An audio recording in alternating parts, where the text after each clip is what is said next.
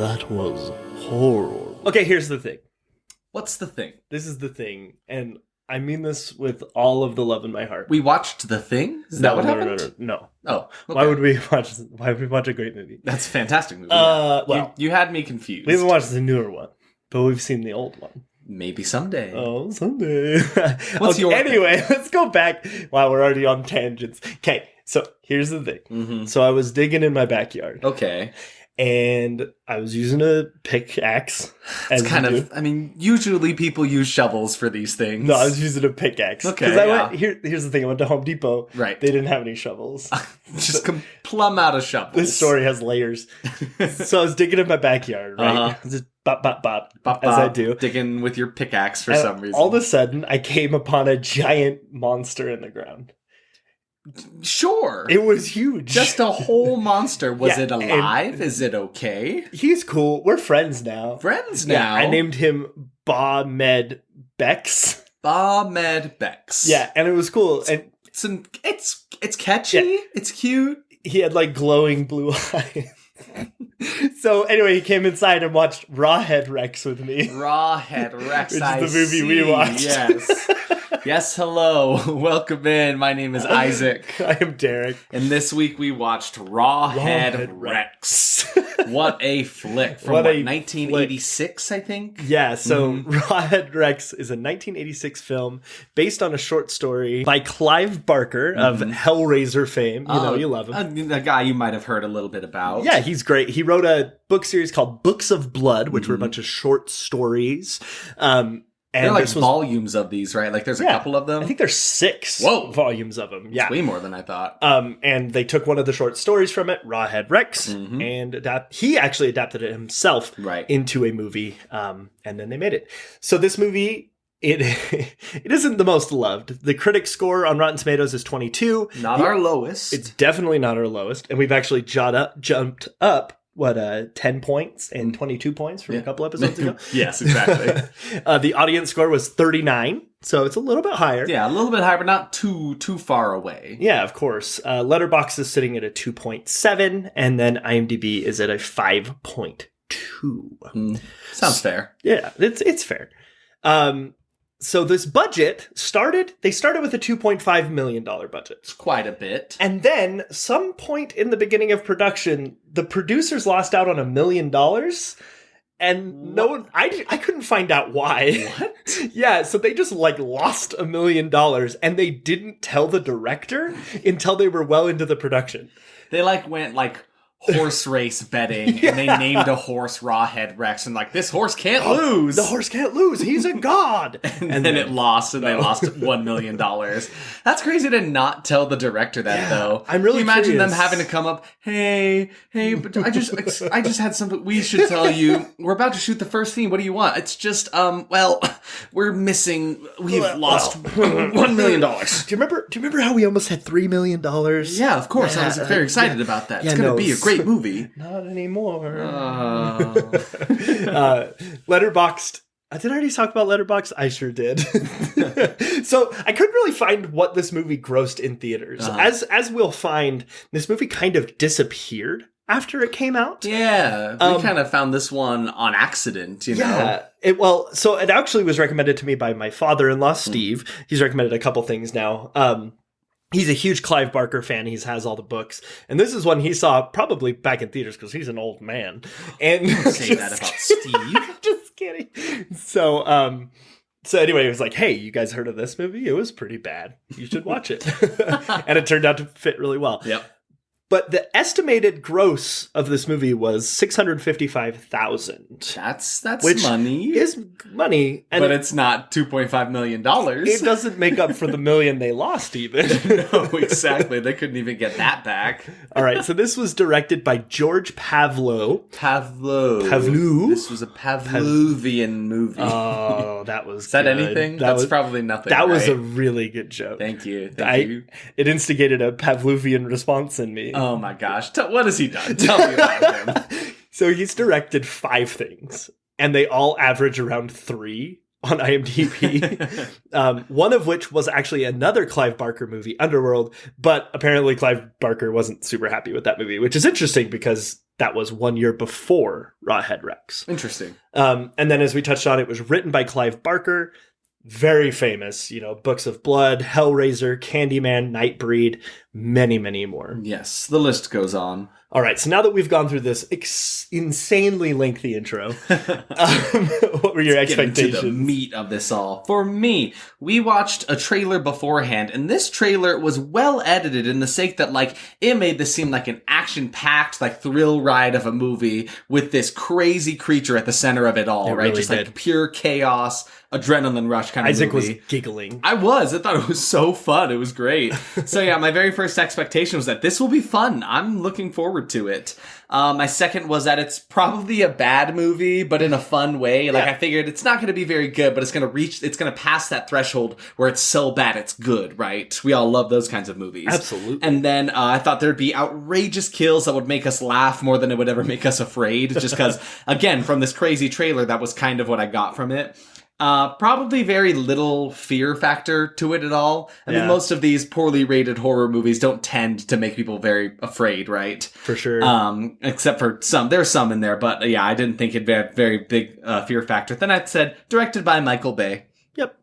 Just seemed like the type to have some obnoxious explosions in it somewhere. I get that. So that was me. How about you? Where'd you land? But Megan Fox wasn't in it, right? No, not this one. Okay. Unless she was in the suit. Was Shia LaBeouf? She was Rawhead Rex. She's got the, toes for it? Oh, no. What were your expectations, please? So I'm a huge fan of Clive Barker, right? I love Hellraiser. So obviously I expected gross body horror. That's kind of his thing. Right? It's icky faces. Cool lore, but I didn't expect it to have great representation of said lore. Very uninspired kills. Yeah. 80s nudity, we I like how that's all you need to say. It's everyone knows what that means. Everyone knows what that means. And then cool monster design that isn't acted very well. These are all very fair expectations for this movie, I think. Yeah, so let's jump into the plot somewhere on the plains of Ireland. Somewhere on the plains of Ireland, we get slapped in the face with the title card right away. We do. There is no build-up, no opening scene. It is just Rawhead Rex and this glowing red font right in your eyes. Yeah.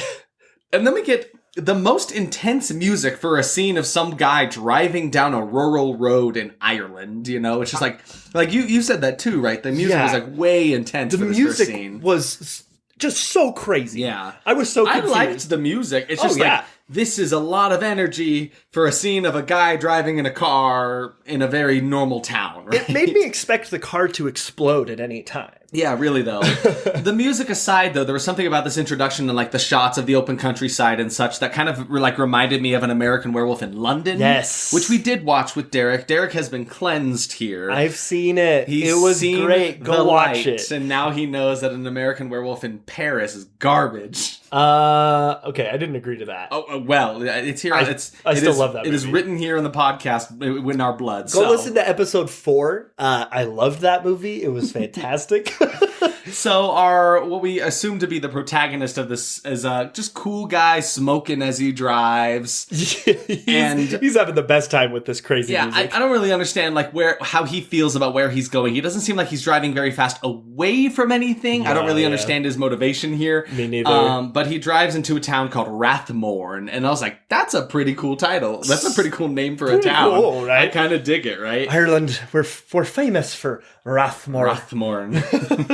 So then we get some shots of these 3 guys attempting to dig up this just large stone out of the ground. Yeah, it was like I was doing in my backyard, but they were trying to dig up a big stone. With a big stone. They were trying to till a field. Yeah, not a monster, just a big stone. And it just kind of seemed out of place. It seems like there's one farmer who owns the land who had gotten the help of 2 other people. Yeah. And they're like, cool, the rest of the field has been taken care of. And then there's just this big pillar in the middle of it all. How long has it been in your farm? I kind of want to know more about this pillar. It's got some weird hieroglyphics on it, I think. Yeah, Celtic. It had Celtic writing on it. Not writing, but designs. Yeah, carvings. One of these guys looked exactly like Chris Farley, but he was Irish. Yep. So that was cool. Irish Chris Farley. Welcome to the podcast. Farley is here. And then our main smoking guy drives up to a cool house. Cool house. It's been so long since we've seen a cool house. Too long since we've seen a cool house. For those of you who do not know, a cool house is a church. A cool house is a church. So the stained glass inside of this church is wild. There's this one shot of like what we know because we watched the trailer. There's a stained glass window that does not quite match all the other ones of like Rawhead Rex and like this red stained glass with these eyes that actually shoot like laser beams out of the window when the sunlight hits it. It was kind of wild. I love it so much. I want that stained glass window in my house. Yeah, and then we meet this like priest who's in there who's singing this Alleluia with this chorus of people for like 10 minutes. They're singing this Hallelujah song. It's literally the same lyric repeated over and over and over and over for like 10 minutes. Because now we have 3 separate scenes. You have the people that are at the pillar trying to dig it out. You have the priest in the church who's singing Hallelujah, and then you have the smoking guy who pulls up to the church and starts taking pictures of like the graves in the front of it, right? Yeah. And between every one of these shots, you still come back to them singing this Alleluia song. Alleluia. Yeah, it's pretty fun. But Irish Chris Farley leaves because he's like, my dinner's on the table. My dinner's on the table. Yeah, they got some very interesting lines in this one that was kind of funny. It's funny. So at this point, we're probably like, believe it or not, we're like 10 minutes into the movie. Yeah, we're a little deep now. This all took kind of a while to set up. It wasn't very not apparent they were in Ireland. And maybe that's because we're very not Irish and we expect a little bit more to show where they're at. Yeah, I expected like a leprechaun in the corner and like everyone's holding shamrocks and wearing green. There's no rainbow. There's no pot of gold. Well, there were some pots of gold. You just didn't look hard enough. I must look over the rainbow. I guess my point is all of these people sounded extremely American. Yes, and all of them look the same. Yes. All of the men. Derek literally would go, oh, that's the guy from this scene. And we're like, no, that's not him. He just has the same haircut. I think what was it, Rathmore? I think Rathmore has like one barber. It literally does. And like you don't get to have it your way, you know. This isn't like Subway, you know. It's like you can't custom make this haircut. You get handed this like weird middle-aged white man cut. And everyone's like 5 foot and has like weird jeans. Yeah, they've all got the same look to them. They're all very, I don't know, it's strange. We're not being racist against Irish people. It's merely the representation of this culture in this movie. Really, just the casting of this movie, right? They casted like 12 men that all looked the same. From America, apparently. Unless they're not, in which case... So sorry. Yeah. So the dad is taking photos at the cemetery right in front of the cool house, and his son just comes running up. You actually see as he's driving through the town, his son starts chasing his car. What's funny about that is I don't know how long he was chasing that car. It sure seemed like a while. It seemed like there was quite a distance between where the son started chasing him and where the church ended up being, right? So his son runs up to him and is basically like, Mom says you gotta come home. And he's like, tell her 10 minutes. Like, you said that last time. I'm like, okay. What am I to gather about the dad? Like, is he like kind of negligent? Does he love his camera more than his son? Not really sure, but there's a storm a-brewing. Yeah, there's a storm coming up along the horizon. It's kind of like a neat effect. And then I was like, oh, I hope this rock doesn't get hit by lightning. Yeah, because they're just trying to clear the field, but it's gonna rain. I don't remember who said that, but someone said that. Yeah, it's really silly. So yeah, the farmer who was trying to take the stone pillar out of the ground keeps doing it by himself, even though with him and the help of 2 others and a tractor, they couldn't get it out of the ground. Yeah, but of course, he's by himself, and it starts to move. Sticks a pipe right underneath it, and then the ground starts to smoke, and then it gets struck by lightning, and it starts to glow. It was actually really, really neat. And then the monster is born. Oh. Yes. It's exactly like Bawhead Rex that you found in your backyard, right? Bawhead Rex? Yeah, he just like my boy. I think he's over there. Oh, hi, Bawhead. No, you can't come in. We're recording a podcast, Bawhead. We have to remove this. No, now. go outside. I have to edit. Put that down. Bawhead. What a scamp he is. He's just such a fun guy. There's some money on the counter. Go to McDonald's. Get me something. So the rock like explodes or it falls over or something. So the rock is gone. There's just this monster that comes up out of the dirt, and it is wild. He is insane. You get introduced to this creature pretty early on in the movie, and it is just used like throughout it. Like regularly you get to see this Rawhead Rex character. Yeah, I don't think I've ever watched a movie that has so quickly shown me the main monster. And kept doing it too. Showing it. Yeah, there is absolutely no monster delay in this movie at all. Which it's not that kind of movie, so like it's fine. So the dad character, he's coming into the church and he's talking to Reverend like Declan O'Brien is his name, I want to say. Yeah, I think I call him priest in all of my notes. Yeah, exactly. But they finish up their song finally after so long. There's even moments where am I right? Hallelujah, it's over. There's a small moment where like some girls in the little choir like laugh because I think the priest is a bad singer. So they're all just snickering at him. Freaking Isaac the comedian, he's like, "Who brought us Snickers to church?" Yeah, because we watched this movie with yes, I get it. I made the joke. We watched with subtitles on, so yeah, it said Snickers, and I was like, who brought Snickers to church? So the dad comes in, and he's trying to talk to Declan O'Brien, and he's like, I want to look into, like, the parish records because he's writing a book. Yes. So from here on, all my notes about him say writer. Writer man. Yeah, writer man. That's all I know about him. He is a writer man who writes things and has a cool cigarette. Yeah, he's got a cool cigarette, drives into town, is negligent of his son. What more do you need in your protagonist? Exactly. So he sees the stained glass window and it's like shooting lasers at him. And he notices around it there's Latin written out. And Emily, my lovely wife, is also is also a writer. So I was like, hey, lady, writer wife, what does that Latin say? And she didn't know. I'm just calling her out. That's okay. She's out there right now studying up on her Latin for the next time. She's hanging out with Bawhead Rex. She's teaching him how to read. Bawhead Rex can teach her Latin. I know that much, absolutely. So he's getting pictures for his book is basically the gist. And O'Brien is kind of an asshole to him right out the gate. Oh, yeah. It's like, for no reason whatsoever, he's just kind of a dick. Yeah. And like is very guarded about giving him these parish records. He's like, you can go to the rectory. He's like, where's that? He's like, go outside, take a right. That building, like just like unnecessarily cold and short with him, and he's like, "All right, thanks." You. So he walks out to try to find the guy who can actually maybe get him the records for this parish, right? And then the altar in the middle of the church just starts screeching. Yeah, and I don't think we would have noticed it was screeching had we not had subtitles on. I mean, it was kind of obnoxious, the sound effect. Did you not notice it? No, I did notice it, but it didn't sound like screeching to me. It was like a... Yeah, like a bunch of dying cats, I guess. But yeah, so the altar, the O'Brien is drawn to it, and for no reason at all, he puts his hand upon it, and it starts to glow. And he has this awful effect happen. He has a full orgasm. How would you describe the effects that were played on him? So it was like there were 4 of him at once. Yeah. All overlapped on top of each other. And like weirdly stretched out and blurred. And it was like, you know how when you...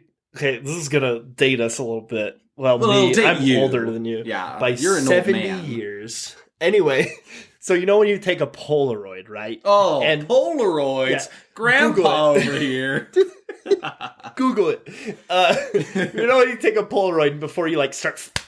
You know how you do that with a Polaroid? Yeah, just like that. Flap it out. Before you start doing that, it's got like that weird effect on it. Anyway, so that's what was happening to his face. Wonderfully told. I'm glad I gave you the reins to describe that. Anyways, it started glowing red, and his hands start like steaming. Yeah, and I think he's having a vision. I'm not sure why he touched it, but and then he sees like visions of some random forest, and he's like kind of walking through it. He finds a campfire. Oh, and then right. This was so weird. So weird. But then he gets like one flash of of the face of Rawhead Rex, and then he just starts laughing like a crazy man. Yep. And then he looks over to the stained glass and he just goes, Rawhead. I have a note here that's about laughing. Can't take it seriously. Laughing men. Any man who maniacally laughs is immediately evil. Yeah, immediately evil and probably in a cult. Can we think of more tropes instead of that one? Mm-hmm. Like, why not just like a nice guy? Yeah. Who's just bad. You can be a nice guy that's bad. Yeah, I'm a nice guy, but I'm also bad. I'm different. Bad. I'm not like the other guy. Anyway, so you find out that the vicar, his name is Coot, which is the stupidest name. Yeah, old Coot. And so I call him Coot the whole time. I think I call him the vicar maybe once. Writer Man decides to go and meet with Coot. Is that who that is? Yeah. I never knew that. I knew he was the rector, of the rectory. The vicar. The vicar. Derek noticed one really wonderful bit that was in the rectory here. It looked like some nice, like, old Cambridge library kind of style thing. But there's a lovely painting on the wall. What was in that painting, Derek? Sexy Jesus. Yep. Derek literally goes, "What a sexy painting of Jesus." It was the most. But really, though, like, tasteful. Jesus looked gorgeous. good. Yeah. It was like Jesus went up to a painter and said, "Make me tasty and make me boudoir." He's like, "Look, I'm sick of all these paintings they got me up in these churches. They're drab, they're lifeless. I need a little more something, something to bring in the ladies. Something to make the ladies remember me by, But this vicar, rector, coot, whatever you want to call him, it also seems like he's kind of guarded about sharing these records. Like, he also was like, well, I'll have to look into that, right? It definitely seemed like he was hiding something. Yeah, sure. he felt very, very guarded of it all. And then there's one moment where they mention a local pub called The Tall Man, and it cuts to one shot of, like, the bar sign, and it's actually kind of creepy. There's just a wood carving, and it's got this dude who is awfully tall, just a black silhouette of him, and there's two smaller people standing next to him. I just like that. If we're being honest, that's like my favorite thing that happened in this movie was that sign. Yeah, it was a very cool sign. It's a sign I would like put up in my house because it kind of looks like the Bye Bye Man. Yep. It kind of looks like Slender Man, which are two of my favorite movies ever made. And also, it kind of looked like Rawhead Rex. Yeah, you know what? And also, An American Werewolf in London also had a great pub sign up in the front of it, right? Also, Lord of the Rings has a great pub sign. Bawhead Bex would feel so at home if there was a sign about him. We should get a tall man sign. He deserves it. So then we see the writer man is basically like, okay, I'll have to wait until these guys can actually get me this information. So he goes back home, and we see he's kind of got like an obnoxious home life. He's got two kids that are loud and always running around, a wife that's always kind of ragging on him, the typical like, oh, I hate the wife and kids kind of vibe, And right away we noticed that these two kids are the only Irish people in the movie. And I don't know if this is actually true, but it sure seemed like it was true. And I did look them up, and they were both actors they grabbed from Ireland. Yes, Irish actors playing American characters, though, which is a strange thing, right? Which is so weird. Because they took this trip to Ireland to get more information for this book he's writing, is kind of what we're to believe. So, yeah, you don't really see much about them. I don't really care for any of their relationships with each other. Right now, this family is like my least favorite part of the movie. They're terrible. Yeah, so then we come over to this farm, and we see this gate that has been just like smashed open, like the lock on it has been shredded to bits.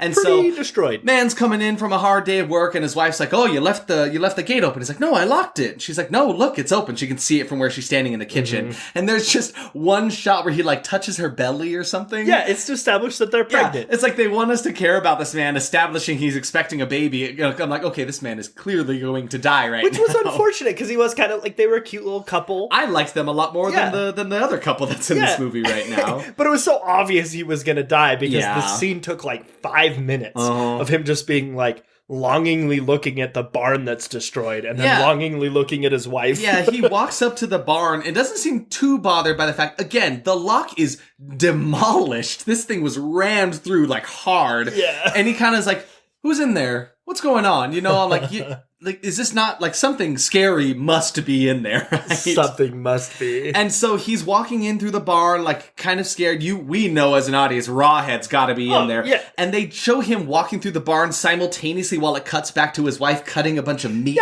in the kitchen. What was this about? It was a little unsettling. I kind of liked it. I'm like, oh, he's the meat, I get it. Yeah, no, I really liked it. I thought it was a cool way to do it, but like, I don't know. It was interesting. So when he walks into the barn, though, you do get that super stereotypical 80s shot that's a POV from the monster. Yeah. Right? Where it's like, oh, this swinging back and forth and it's hiding behind boxes. Uh-huh.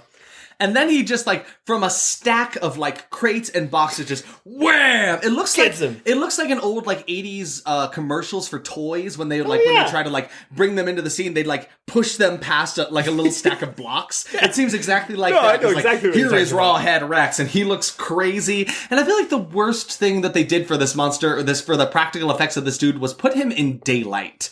Because you can really see a lot of like the rough edges of Rawhead in the daylight of this movie. And he's in daylight a lot of the movie, actually. Yeah, it makes him Rawhead Rex. But he looks insane for no reason. He is absolutely wild. So yeah, he gets the main farm guy.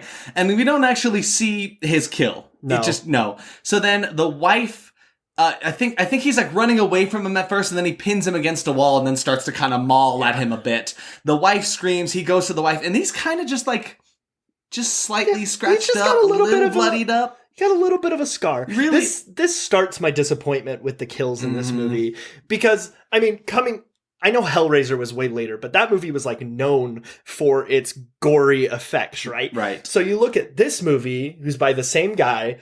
Well, not the same director, but you get the point. Written by the same guy. But you have this huge monster who could do some serious damage, like rip out your body parts. Yeah, that's what disappointed me, right? Like I said, one of my expectations was like crazy over the top kills because of the monster that's in it. Exactly. It looks nuts. And it instead is literally just like a gash on his neck. Yeah. And I'm a little sad. Like the effects of the Hoping gashes. for more. The effects of the gashes looked fine, but there just weren't a lot of them. They weren't very deep, very crazy very kills. Subtle. Honestly, too. like subtle, kind of tame, which was kind of sad. I wouldn't have even believed he was dead. Yeah, honestly, he could have survived with the gashes that he had. So yeah, Rawhead, his motivation kind of like escapes me. What motivation? He's just chaos. He walks into the house and is just knocking over tables, throwing things off of the countertops for no reason as he's like pursuing this girl. So he gets to her up at the top and then like slices at her belly through the door for a second. And then he gets in the room. He's about to get her. We actually see this really cool effect where his claws can retract. Yeah. Like the claws in the nail bed can like extend and retract, which is kind of cool. Hurt. But then he stops. And he doesn't. He touches her belly. Yeah, and you're like, this is kind of interesting. He made a little mess downstairs. And it was at this point that actually Emily had called back to the fine point. Yes. The point that at some point they'd mentioned about the fact that the church, the parish, used to be like this fertility cult. There was a little I don't think that was even mentioned. It was mentioned at this point because that's what the him and the old coot we're talking about. Oh. Yeah, when he was talking about... I missed that. I thought Emily was just very smart. She is very smart. She is incredibly smart. She definitely brought this back, though. Because, I remember they had mentioned it, and I was like, well, that's probably going to go nowhere. I'm like, oh, okay, maybe that says something about a fertility cult and the baby. Yeah, who knows? Well, this gets continued by the next scene, which cuts to... writer man and writer wife, and they are just sitting outside the church, full tongue making out. It's like disgusting. I don't understand why they are so horny for each other right here in the middle of the street, front of the church. I know nothing does me more pleasure than being outside of a church, and they are just making out. Kissing tongue first, and a lot of it so long. I wrote like 3 separate notes about stop kissing. Please stop kissing. I beg of you. No more tongue. Please. And then while they're making out, this old woman in a little Red Riding Hood style red cloak walks up and just stares at them too. And they're in like the middle of like the street. She could walk around them, but instead she just sits there and stares at them until they stop. And then she waits until they split up, like apart from each other, and she walks between them, and they're like, oh, that's fine. So that was weird. Yeah, it was strange. And the wife also mentioned something about, she looks familiar to me. And then the guy's like, oh, you're crazy. Come on now. Let's keep making out. Yeah, so then you come back and you see the scene of the crime. The house is destroyed. The guy who was killed in the very beginning is missing. They can't find his body. Yep. The woman did not die. She didn't end up getting killed, right? Spared because of the baby, I guess. You meet our 2 detective types, which is funny because I feel like the American movies all have their types of like detectives that are in movies. And then in the UK, like the Ireland, they have also 2 types. There is trenchcoat detective and there is fedora detective. And both of them are going to have a big ass cigar at some point in their life. Yes, exactly. But then we got a really, really cool shot. So the 2 detectives are like standing outside of the window that Rawhead Rex had just destroyed, and the shot is through the broken window. I don't know why I wrote down such a long note about this. I just really thought it was cool. Yeah. It gave a lot of suspense to the moment. I was happy about it. But in this broken down house, you know what wasn't broken down?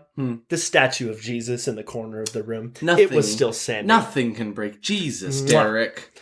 I'm in love with Jesus after this movie. So at this point, I think I don't even know what happens. Like the writer hears a commotion or something like that. So he's like, I'm going to go check it out. So before he leaves, there's more weird sex talking between him and his wife that was so unnecessary. I just despise everything about them. I need to stop seeing the two of them together in this. Yeah. And then we find more people making out. There's like this young teen couple in a little trailer house. They're making out while like one of their little brothers is just chilling in front of them, watching TV, playing with his toys. And they're full tongue making out right in front of this kid, which is just gross. And it was at this point that Derek and I were kind of making fun of the fact that, like, Rawhead Rex is kind of like the anti-Jason Voorhees, right? Because, like, Jason Voorhees is killing all these teens who have sex, and then Rawhead Rex is just coming after these people who are making out, haven't gotten to the sex part. Rawhead Rex will kill you if you don't have sex. Yes, exactly. Or maybe he's, like, better than Jason, right? Like, Jason gets there late. Jason's like, dang, they're already in the middle of it. I'm late. Here we go. Dang, Jason, your mom said you'd never amount to anything. Rawhead's like, it's me, I'm the Chad Rawhead Rex over here, you know? I'm gonna get the job done before they even get there. They've got all their clothes on.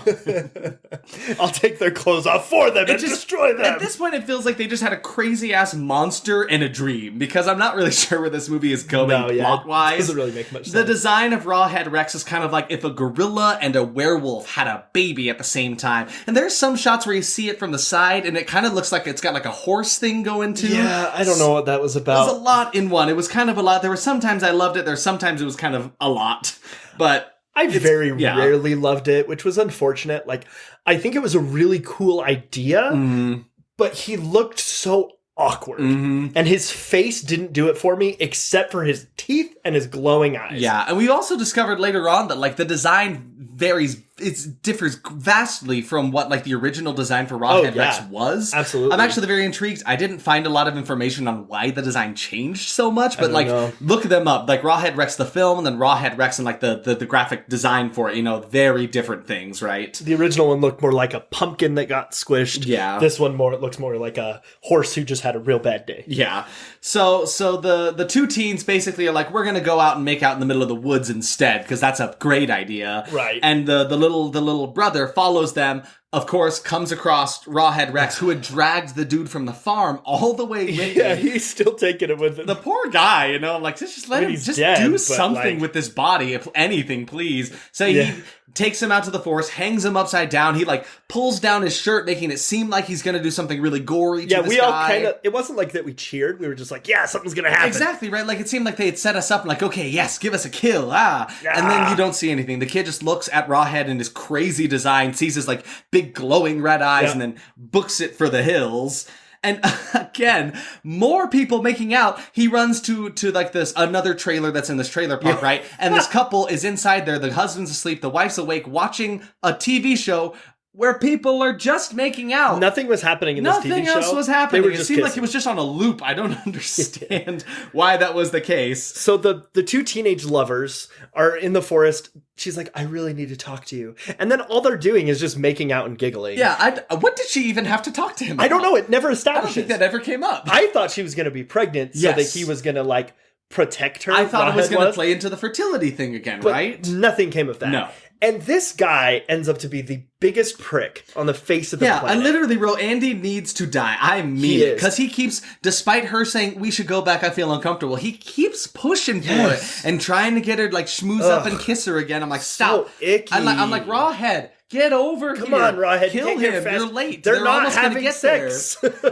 You can still get it. I literally wrote, this guy is a frickin' pig. She should just kill him herself. Yeah. Just off him yourself, please. It was gross. Ugh, he's so icky. So yeah, the little kid ends up getting to the couple in another RV and is too terrified to tell them what he has seen, right? Yes. And then we see Rawhead Rex does get to the couple. Yay. Thank God he gets to them. There's this one bit where, again, like POV style, like the camera lunges at his arm that is in between him and the girl, and like it gets bit, I guess.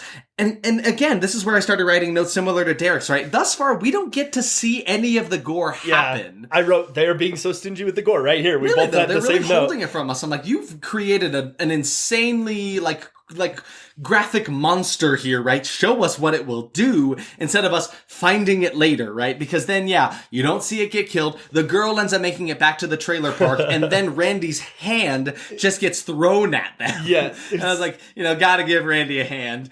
And then Derek made a terrible joke. He's like, even in death, he was trying to grope her. Because that's what it was. But we don't get to see this hand get severed. It's kind of wild. And then the writer man who had gone out to look in the middle of the forest for some reason, we get actually a very creepy shot. All three of us in the room actually kind of were like at unease because this seems a little spooky. It was really creepy. Where he looks kind of like up this hill, and up at the top of the hill, right in front of the moon, is just Rawhead standing there with a head, like a severed head in his hand. And it's not, they're not very showy about the fact that he has a head. I had no idea. No, I actually had to point it out to you guys, right? You're like, what do you mean he has a head? And then you look down like, oh yeah. He's just literally standing there staring at him. Yeah. So, it was really, really cool. So then the town is in a whole mob trying to hunt for Rawhead. And again, it feels like this plot is very pieced together. It feels like they just wanted to make a movie that had a wild creature, and then we get a headshot. Yes. But it was like, it wasn't in the moment. It was like the writer back at home having a memory of Rawhead and remembering the head. Then suddenly he's holding it up in this glorious fashion, It was very cool. It kind of took like what felt like a commercial break where it kind of fades to black and then comes back. Fuck did that I think it was you, Derek, that wrote, this movie's got good head. Or that said that. That's probably. I wrote I came and wrote it on your computer. But then Irish Chris Farley's back. Yeah. So they find the corpse of the guy at the beginning who of was the at the rock, who released Rawhead from the. It's all his fault. Pit. If he had left this rock, none of this would have happened. It would have been fine. Do you think Bawhead Bex is gonna get me? I mean, maybe. I like him though. He's a cool guy. Should I put him back in the ground? Just don't have sex or make out. All right. I think I'm gonna die later. So.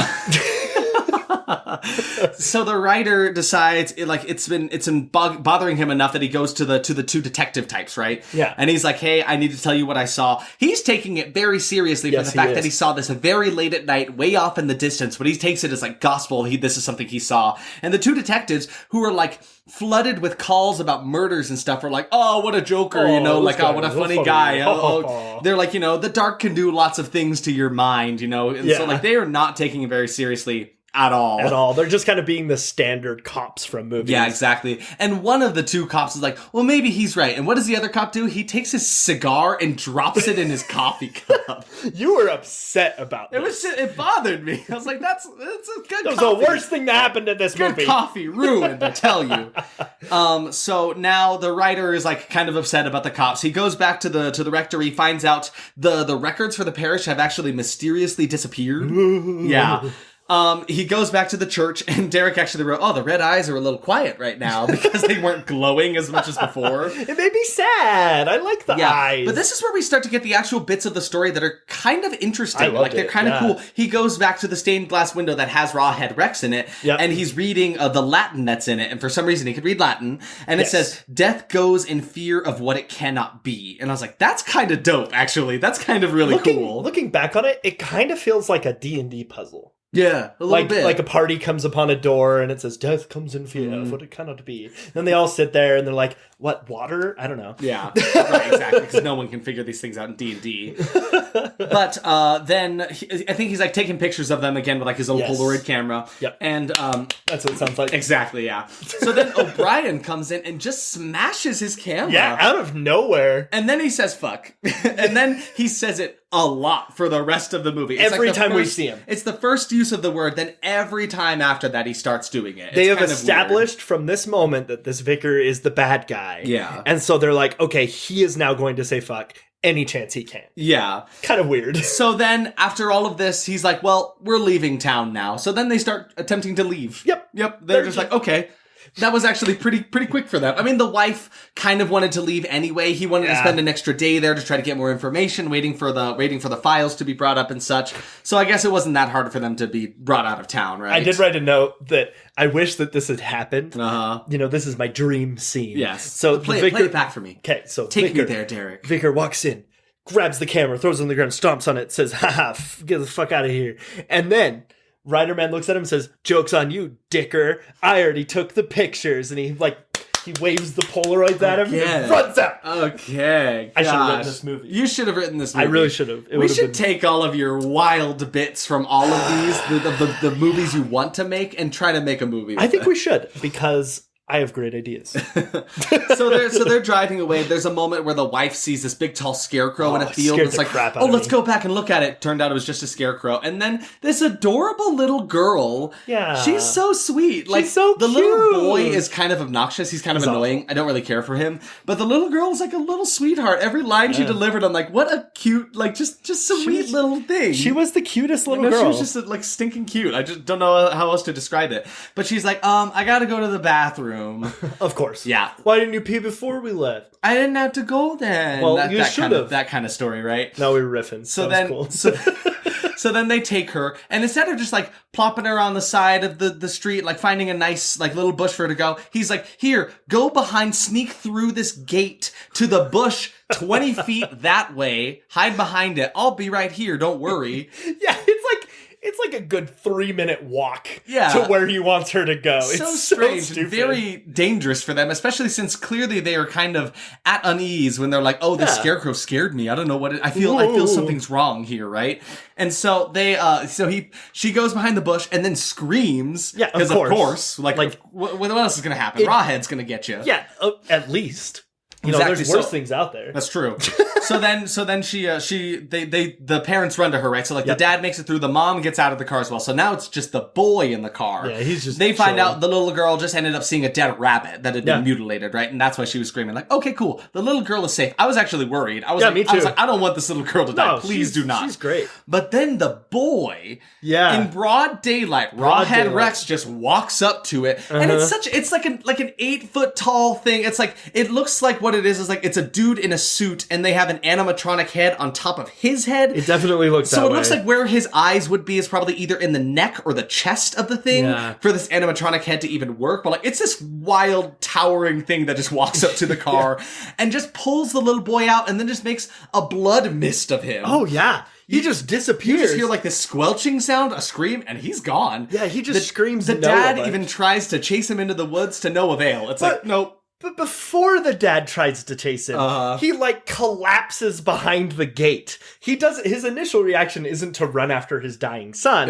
It's to be dramatic. I hate it when movies do that. Yeah, again, like it takes me out of it. Don't take a dramatic moment. Run and save your son from this absolute beast of a monster, right? So then he has this silly scene where not silly, it's horrible. Yeah. He finds all the blood on the ground covering his comic book. Then he has this silly scene where he runs through the forest going, no, Robbie, no! Which I hate to call it silly, but it kind of was. He just wasn't very believable. This is when I started being like, I don't know if this guy's the best actor. But see, I actually really liked him. You liked him there? I did like him. Not here. I didn't like him at this movie. Okay, good. But I liked him in the rest of the movie. It was unfortunate. It was really one of the only instances where I was like, I don't know about this bit. I guess I shouldn't say for his entire act in the movie. But like that scene, I was like, it's not that great. So then he goes to the cops to try to like yell at them and say, this is your fault for not believing me, right? And also a couple scenes back, we see the little boy from the trailer park earlier, right, whose brother had died. He drew a picture of the monster, this shitty looking drawing that had these red eyes, and then suddenly they're like, maybe that guy was telling the truth, right? So I have a theory. Whoa. You love my theories. Stop pretending I love like your you don't theories. like them. Yes, here's my smile. This kid's dad is a sketch artist for the police station. And he wants to be like his dad? Yeah, and so he drew Rawhead Rex. I mean, he was probably dealing with some trauma. But also... a little bit. He couldn't even speak. But also he was like, I'm going to be like my dad. That's my whole theory. Yeah. That's it. So yeah, it's kind of stupid that like this writer, this adult man comes to them with this information. They laugh at him. Then they get this kid's drawing and they're like, well, maybe it is real. Well, it's real. It's so stupid. But yeah, they're kind of useless. But my favorite part about this whole scene was it starts with the detectives walking into like the police station and they're being mobbed by like people and reporters trying to be like, what's happening, blah, blah. And one of them says, is there any connection between the murders? And the guy goes, yes, they're all dead. I love that so much. That was their connection. That actually, it's a very stupid lie, but it actually made me like the movie more. I don't know what it was. Absolutely. It was so freaking stupid. It was the only thing that this stupid lanky detective said in the entire movie that I like. Yeah. So basically the writer man is like, I think this land is its home. And so the detectives are basically like, well, good. If this is its home, then it'll return here. So all we have to do is wait. Yeah, I love that. And of course this guy's upset. He's like, my son just exploded into a cloud of mist. Yeah. Please help me. Please help. And the mom is not very believable about being sad. She's like sitting in the corner trying to look like she's crying. That woman is obviously not crying. Credit where credit's due. This woman was just very bad. She did nothing for me. So he goes back to the church. The eyes are loud again, is what Derek said, because they were glowing again. Ooh, I love them. And then O'Brien, the priest dude, knows exactly what's happening. He knows that that Rawhead is here and why he's here. And I guess he calls him the devil, and at some point back in time, they tried to bury him alive and thought that'd be enough to kill him. Yeah. And that's kind of why he was buried underneath that stone thing. Which is honestly like a great idea. Yeah. But at the same time, I'm scared. Okay, let me explain to you why I'm scared. Why this scared me. Yeah. What if one day someone thinks I'm a devil, okay? And they're like, we can't kill Derek. Let's bury him underground. I'm scared of that. And then what happens if I don't die? And I'm just buried underground. You're just gonna chill underground, man. You get bored. I would hate it, dude. You know how I hate being bored. I'm gonna dig my way out, but it won't work. Okay. So tangent over. so the writer is talking to, I don't even think it's O'Brien at this point. I think it's old Coot, as you call him. Yeah, Coot. And he's trying to talk to him about like the devil and religion and stuff like that. And I actually really like this line he says here. He says, because he's like, oh, you don't believe in this, do you? And the writer goes, no, I don't believe in the devil, but something started the rumor. And I was like, ooh, that's kind of good. Clive Barker coming through in this, right? This is me snapping. Yeah, Clive Barker's writing really does shine through in a lot of moments here and throughout it, right? But that was one of the really cool ones. And he finds out that like the stained glass windows that didn't make a lot of sense to him were actually puzzle pieced together, because I think there was damage done to the church way back when, so they pieced back the stained glass as best they could. So he starts to notice differences, like, oh, this hand belongs here, and that is a part that belongs to this, and starts to notice that he starts to think maybe there was some holy weapon that helped them kill the devil. And I was like, okay, hold on. This is kind of a cool thread. It's awesome. This is kind of a cool story. There's a cool story throughout that was not told the best way. It's it really hidden underneath it. It was actually sometimes Emily was really on the pulse for this one. She was really following the thread of this cool story that was going on while I was kind of distracted by a lot of other things. And this Rawhead. Rawhead. But it kind of sucked that we kind of had to piece and pull this story together that ended up being a cool thing. But why?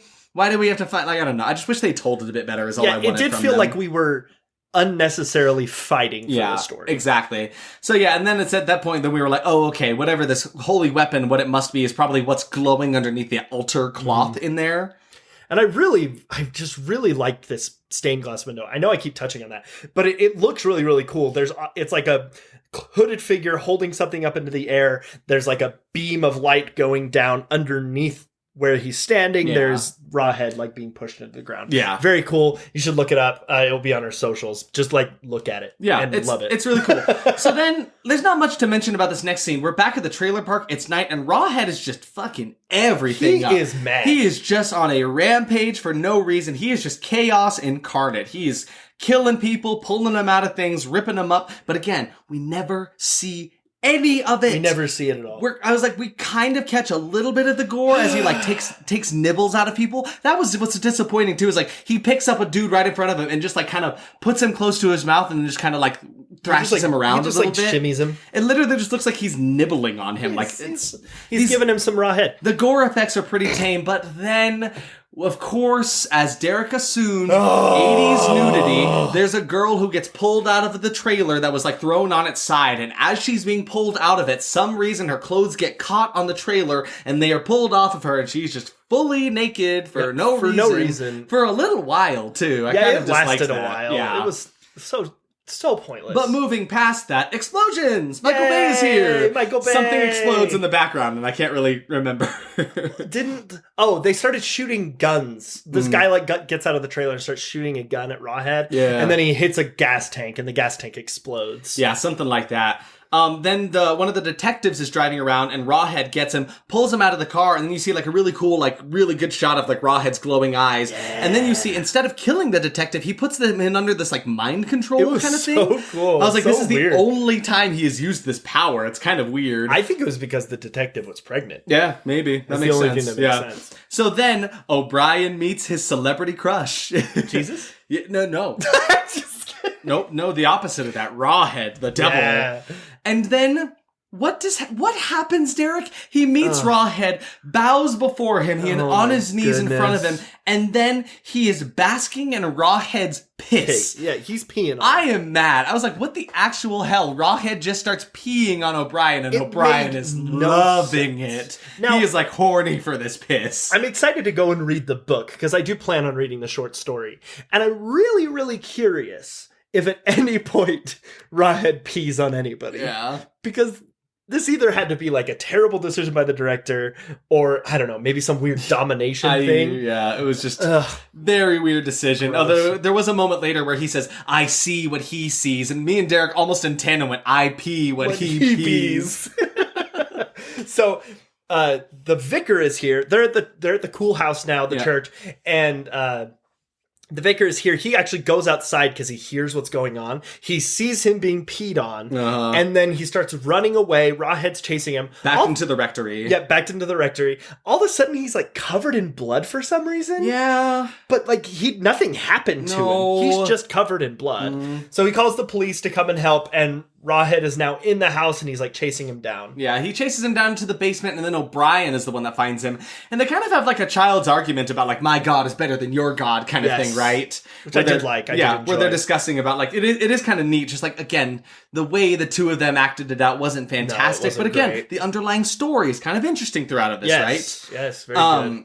So then it's like the vicar guy, whatever you want to call him, old Coot, is like, we're in God's house. He's afraid to come in here, right? And so then Rawhead steps in. Then he holds up a cross, and Rawhead's like, "Oh no!" He starts to back away from it. And then I guess he was just messing with him, because then he takes the cross in one hand and smashes Rawhead's it. very funny. And again, another kill we don't get to see. We assume that the old priest guy gets killed, and we don't get to see any of it. No. Then Rawhead walks out of the church with his body cradled in his arms, kind of like, "Please help my friend, he's sick." That's kind of what it looked like, the way he's holding him in his arms there. Then he holds him up above his head, then throws him. Ragdolls him into him away. Bunch of graves. So then we get to see what happened to Detective Gissing, was that one guy's name, who was mind controlled, right? There's like a bunch of cops pointing their guns at Rawhead. It's like, oh no, this is the end of Rawhead. The Irish SWAT team shows up. And then the detective goes behind them and just takes fuel tanks from somewhere and just starts pouring them all over the ground, and then just sets everything on fire. Just burns it. That's fine. Just burns it. Nobody seems to really mind that he's doing any of this. Nope. And then more explosions. More explosions. A lot of explosions. And there's a history in that Horrorble podcast where Derek does not like explosions. I'm gonna be honest with you. These explosions were bad. Okay. All right. It's got the explosion seal of approval from Derek. 0.5 of the budget, just 0.5, went to the explosion. That makes sense, yeah. Imagine if they had $1 million extra. That could, so many explosions. So many explosions. So it's at this point that the inspector dude who just lit everything on fire, everything's blowing up, he lights himself on fire and goes, "For you!" Yeah, and just like dies in front of Rawhead on his knees. It was kind of crazy. And Rawhead's just kind of like Gissing, just being cool. Burns for his god. There was also a couple shots here where we actually noticed there's a mouth in that mouth. Yes. Because Rawhead's design had like his front teeth, and then just behind it was like another set of teeth. Almost like it wanted to be kind of like the xenomorph design. I don't know. It wasn't incredible, but it wasn't terrible either. It was so weird that to the point where I actually thought it was a mistake and was the actor's mouth. There's something about the design of Rawhead that almost feels like it was a prototype. Like it wasn't quite finished. I completely agree, especially with the way it moves. It kind of moves very robotic. So I'm kind of, at this point I was like, where is this movie going now? It seems like everyone's dying, they're losing this fight, and there was some talk of a holy weapon a while back that hasn't really been touched on again. I'm like, I feel no hope for the end of this movie right now. And then, as we discover, of course, the weapon is inside of the altar. He goes and finds this big, like, it's like a fertility idol, I guess, carved out of rock. It's like this pregnant lady with like this shape on her belly, I guess, is kind of what that's about. Writer Man got to the church on time. Yeah, he just in time. Got to the church on time. And so he's in there. He sees the altar. Yeah, I was kind of sad that it wasn't like a cool sword or something like that. Yeah, I thought they were gonna have this really cool, epic, like Power Ranger style battle, you know. And so I think that's probably like what Rawhead's design kind of reminded me of, is like those wacky like villains in Power Rangers. Oh yeah, yeah, it's kind of the vibe I got. No, absolutely. Yeah. It's even got that like weird stale, really stiff acting to it too. Yep. And then again, Emily pulls out a great point for this movie that makes it a lot better. She's like, no, don't you get it? Like, death goes in fear of what it cannot be, right? Death cannot be life. It fears the symbol of fertility. Yep, there she is. Like, again, spitting verses. Like, yes, okay, that's a great story. I like that. They're not doing a great job of giving it to me, though. Or maybe I'm just stupid. I don't know. So the priest attacks Rider-Man because he sees what's going on. And he, like, throws him to the ground. And freaking Isaac over here. I forgot to have a counter for it. No, we don't have to mention He's like, this. so the Rider-Man's on the floor dying. They're and Isaac's fighting, like, yeah. Is this a good time to tell you he's wearing Levi's? He was! I called it from a mile away. I could have called it like 20 minutes earlier when I thought I saw it, but I thought I should wait. I'm like, let's make sure for sure they were Levi's. I appreciate you waited until like a really intimate, beautiful time to tell me. I had to say it at some point. I don't know what I would like combust if I didn't say it. You know? So we're now in like the graveyard area, and the priest is like just being so creepy, and he walks up to Rawhead and he's like, take me. And then he picks him up, and then actually the only kill that we like really do see, I hated because O'Brien was so horny for it. Yeah, he's like moaning as Rawhead bites into him, and then just like sprays blood everywhere. They definitely had a not hose. In a fun way. Yeah. They had a hose like plugged into his back, and it just started spraying blood out of his jugular. So then, out of nowhere, his wife shows up because at this point he's like trying to hold up the symbol of fertility. Nothing is happening. Yeah, and he kind of fails at it. He's like, "Well, this thing is useless to me." Then his wife, not sure what leads her to think she should pick it up. Maybe it called to her or something. But again, that's something I had to come up with myself, right? Yep. She picks up the symbol of fertility, and guess what? It's doing it. It's picks working. It up and holds it in the rock air. is open. The little symbol on like the pregnant woman's belly kind of like starts to glow with this like cool blue swirling light, and Rawhead hates it. He is not there. And I hated that it was this wife that saved the day. Just because I hate her. Yeah. You know, not because it's like, you know, I hate that it was a woman that saved the day. Like, because that'd be stupid. That didn't matter. No, that was great. I really actually loved that. Like, oh yes, of course, symbol of fertility. The man's not going to be able to use it. Get out of here. Get out of here, man. And then I don't know. This whole scene was very weird. It had those like so long. It took like a good 5 minutes of just like these blue swirling beams. lights going all across the graveyard set. I wasn't really that into it. And you know those like 1980s light effects that were just they were everywhere. Yeah. It was just a little bit much. But then from the fertility, the idol, this like fertility goddess appears out of it, and she wears a red cloak. It was Little Red Riding Hood lady. But it wasn't the same actress. I'm like, is that why the wife earlier was like, that woman that stared at us while we were kissing looked familiar to me? Like, but why? A weird connection there, right? Because they're from America, though. Yeah, it didn't track for me. This was not connected in any way. Yeah, so yeah, the magic effects are taking way too long, and then like Rawhead Rex is like shriveled up and shaking on the ground. He's like aged significantly, but I'm like, just die. The scene is taking way too long. I'm sick of seeing all this oversaturated blue effects all over the place. Me too. So he falls onto a grave. Yeah. And then wasn't it Rider-Man who came up and hit him with a shovel? Yeah, which I was kind of annoyed about. I'm like, dude, let the girl have the win, right? Don't come in here and be like, I'm gonna get the final blow. So he hits it with a shovel. Gross. He had the last shovel. That's why you had to use a pickaxe. Oh, that's true. Yeah, so hits him in Ireland. Hits him over the head with a pickaxe while he's like weakened and down, and then he falls through the earth into like this pit in the ground, and then so like he falls in there, gets buried alive with the fertility idol. Yeah. Hey, I have a quick question. What's up? Does Rawhead Rex ever make a noise?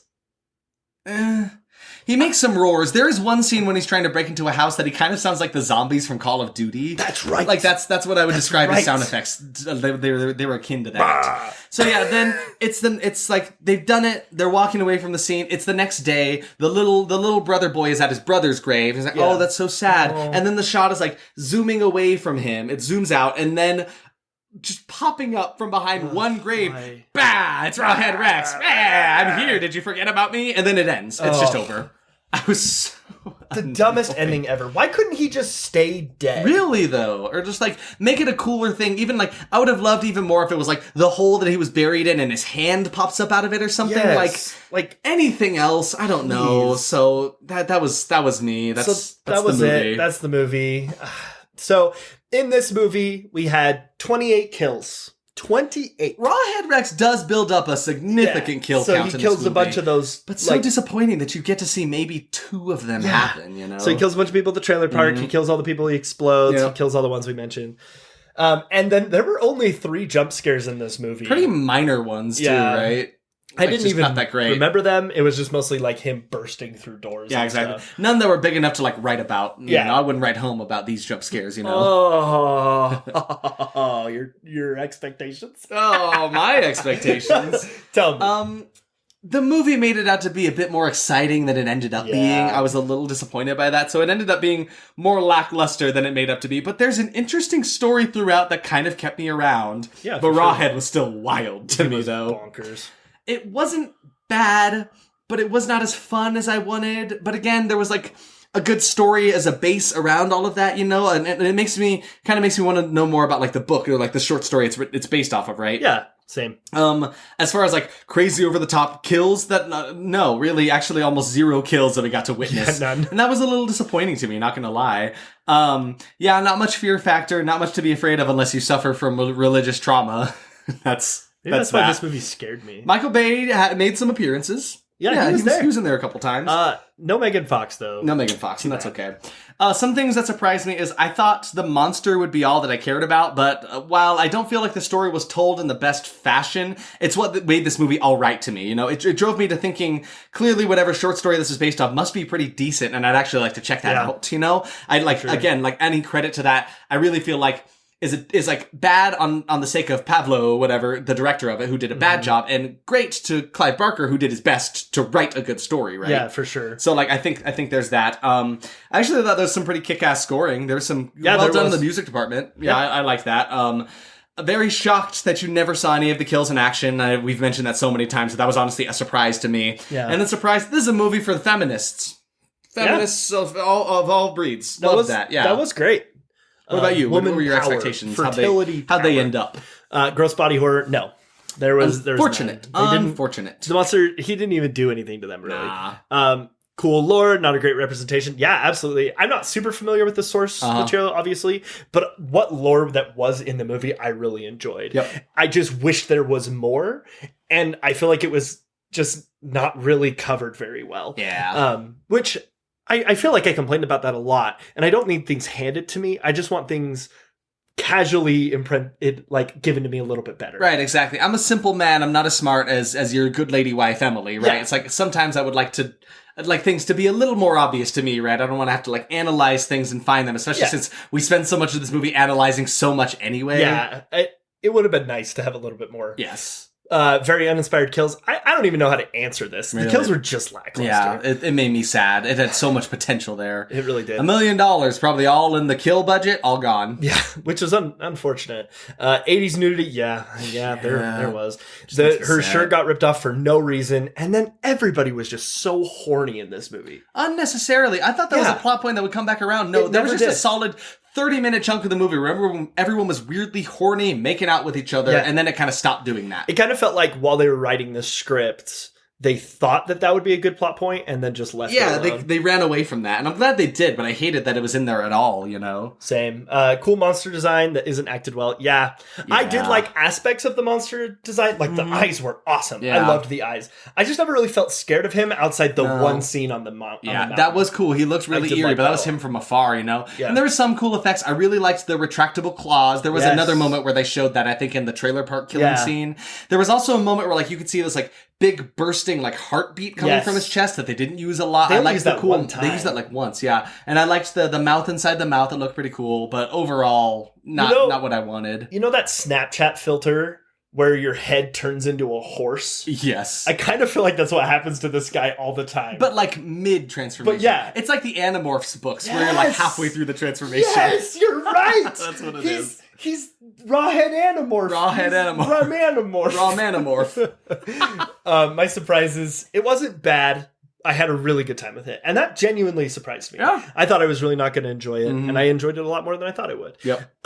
I really wanted to know more about the lore. I was very into it. It was actually way more interesting, talking about the whole, the stained glass windows that were, damaged, and they put them back together. Cool. Putting together that puzzle was really neat. It was fun. I want more things like that. Yeah. And I actually bought the Books of Blood because I didn't own them already, and I'm really excited to reading them. And then my last surprise is that I actually really liked Rider Man. Yeah. I thought he was kind of not a useful protagonist, but he was a great protagonist. Yeah, he wasn't a useless protagonist, that's for sure. He definitely was resourceful, and he put the puzzle together and stuff. He did good things. Yeah, he was not that bad. So my verdict, I'm gonna land with Horrorble. Yeah? Horrorble on this one. I think it's been a while since I've had that verdict so nailed down. Yeah. But I would argue that this is probably my favorite out of the movies we've watched. Yeah. I think my verdict also lands on Horrorble, Nice. It's I think Monster is poorly utilized. I think the story was poorly told, but both of their strengths come together to form a movie that I did not regret watching, Same. So I think that's kind of,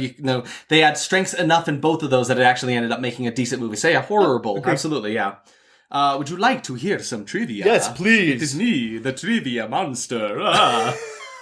Wait, no, because now you got to do that every episode. It's me, the trivia monster, back from the depths. Wait, I have to be like some trivia? I have to be annoyed by something you do. You're always annoyed by my bits. How are you annoyed? Are you annoyed not by the trivia my voice? monster? Blah, blah, blah. All right, give it to me. So, Clive Barker hated this film. Oh, yeah, good. Yep. While he wrote the screenplay and is mostly faithful to the original story, he was very unhappy with some of the acting, and especially with Rawhead Rex's ogre-like design. Good. As he intended the monster to look like a giant phallus, which it definitely does. Wait. You good? That's very funny. I just imagine the meeting after he watches the movie and he's like, where's my dick monster? Yeah, he's like, you guys didn't make it look like a dick. Why does it look like a dick? And it does look more like an ogre. But I mean, again, go look at the design for it. Definitely is very phallic. Oh, I see it now. I never thought about it before, but that's a penis. What's funny though is this dissatisfaction inspired him to take a more central role when making Hellraiser. Oh, there you go. So, yeah, which is funny because you mentioned the Underworld movie that he did with the same director. They were done at the same time. Yeah, so clearly that was enough for him to be like, all right, I'm taking charge on Hellraiser. And guess what? It was a much better movie. Thank God, because the original Hellraiser is fantastic. In Clive Barker's original story, Rawhead Rex was a 9-foot-tall demon with a face like raw meat, hence the name Rawhead, right? Also phallic. Also, we forgot to mention, at no point in this movie do they call him Rawhead Rex. Yeah, Rex is never there. Emily said that she thought it was because it was T-Rex, he's the leader of the kingdom or something like that. So Rex is king, right? Yeah, I guess that's derived from that. Oh, exactly. So like Rawhead king. Which makes sense, and I'm sure that's what it was. Right. So this movie was shot during a freezing cold winter. Moreover, streets and forests had to be hosed down in order to remove snow before certain scenes. Before they were shot for the sake of continuity. That's actually kind of impressive because there was no snow in that movie at all. Exactly, you never noticed, right? There was one shot that I swear I saw someone's breath as they were panting. I thought they were just smoking. Yeah, maybe. The special effects team had 4 weeks, only 4 weeks to make the Rawhead Rex costume. What? The Rawhead Rex costume was done as a single piece with latex skin. That actually that checks out. Yeah, the person inside of it, his name is Heinrich von Schellendorf. Cool. He was the man inside the Rawhead Rex suit. He was only 19 at the time of filming. Whoa! Yeah, he had to work out a ton to make sure he was ready for the role. It also took 2 hours to put him in the Rawhead Rex costume. Poor guy. Peter Mayhew, who is known as Chewbacca fame, right? Yeah. He was originally considered to play Rawhead Rex, but his fee was too high. I mean, checks out. Yeah, and if they had had that extra $1 million, probably could have managed it, right? Well, that's what And then my last bit of trivia actually just made me giggle because it had vastly different titles in other countries. Oh? Yeah. So, in Brazil, it was titled Monster, the Resurrection of Evil. In Bulgaria, it was just called King of Evil. Okay. Which is probably just a good translation of Rawhead Rex, right? Yeah. Greece called it The Awakening of the Demon. Ooh. Mexico called it The Devil's Sexton. Poland says the Death-Headed King. Which is kind of cool. Yeah, I like that one. I kind of like that one. And then finally, Portugal called it Rathmore's Monster. Hey, these are all great titles. They're all pretty good titles there. I like it a lot. But yes, that is all my trivia. Thank you for joining me, Derek, in the studio as I fly away. Oh, there he goes. He's a nice guy. We should welcome him back. He's cool. Did we do the trivia already? I missed it. You're funny. So it was my turn this week. It was my turn. Mom said it was my turn to pick the Mommy movie. said you could pick this week. So next week, we're going to be watching Fear 2023. Okay. Which was kind of oh, you don't seem very excited about it. No, I'm not either. It's just sad because the poster for it looks kind of neat, and then to hear it has such terrible ratings, and like to see like images from it, it does not look like it's going to be very fun. But it is a bad horror movie. So, Bawhead, is that you? Oh, wait, hold on. Derek, no! Derek, no! No, Derek, no! Thank you all for listening. Now I've got to go rescue Derek up. Good night, and have a safe travels, Derek!